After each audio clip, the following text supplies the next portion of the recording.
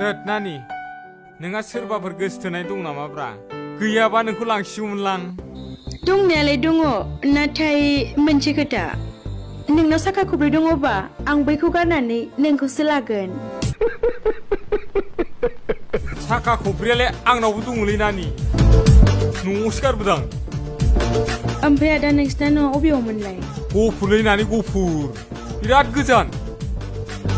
ओमफ्राय आदा आंथ' बैखौ गारबाय आंनो नोंखौसो नांथारगौ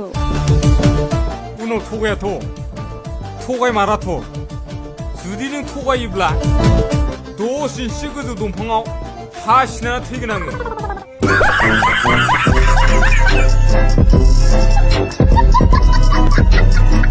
मारैथाय बुरि बुरियासो लाजोबसै नामा सेंग्राफोरखौलाय जानो सिख्लाफ्रा मोननाय नंला नामासै ओमफ्राय बे बुरि बुरियासो मारै एफा मोजां मोजां सेंग्रा मोनो नालाय सेंग्रायाबो जि सामथारमोन औ ओमफ्राय बे हाबा जाखानाया लानानै जोंहा मोनला नामा फिसायखौनो बेफोरबायदि हिनजावफोरनि थाखायनो जोंनि समाजासो गुबुंले जाजोबलाय लांबाय खांख्राइ एल'नाय माने एल'नाय माने एल'नाय अ एल' खांख्राइ एल' अ एल'